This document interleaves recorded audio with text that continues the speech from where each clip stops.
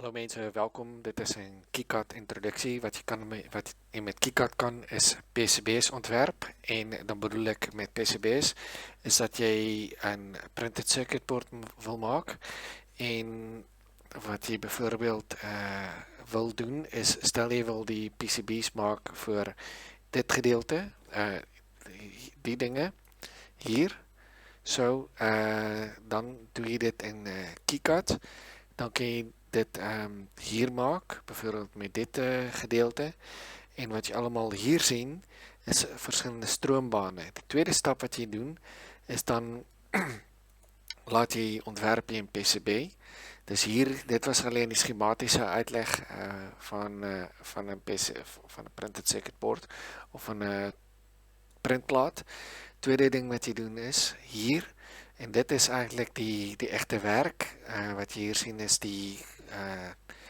eigenlijk die ontwerp van hier die print ding. Bijvoorbeeld as ek het hier kan doen, stel jy sien hier is field 1 dit, is gelijk aan dit, en die field 2 gaat bijvoorbeeld hierheen, en field 1 gaat daarheen, en al die stroombane gaat naar poorten toe, wat jy eindelijk moet gaan doen, en dan kan jy die ding later gaan uitgeprint is, dan sien jy so iets moet dit word.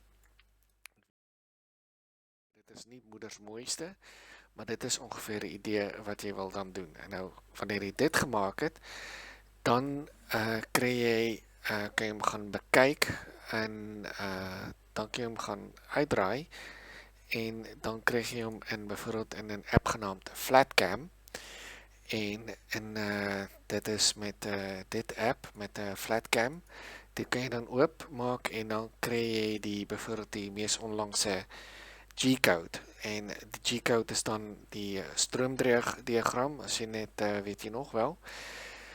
En stel jy wil gaan kyk, hoe lyk dit nou?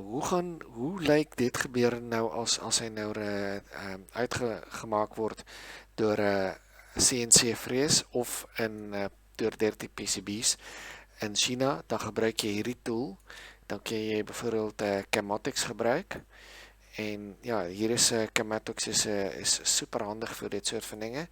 Dan kan jy open project en dan ga ek bijvoorbeeld my MiG-21 brandstofpaneel oopmaak en hiermee kan jy dan die deel CNC simulatie doen en soos jy sien, hy begin eers linksbo, maar die paaie moet jy, om dit allemaal kan defineer, dit kan jy bijvoorbeeld ook nog in Inkscape gebruik en so, maar die tools wat jy hiervoor gebruik in principe is KiCad en Flatcam en jy kan dit naboots in Chematics. Dus ek hoop julle hiermee iets meer vertel het van hoe jy in PCB kan maak. Okay, met Michiel. Okay, dag.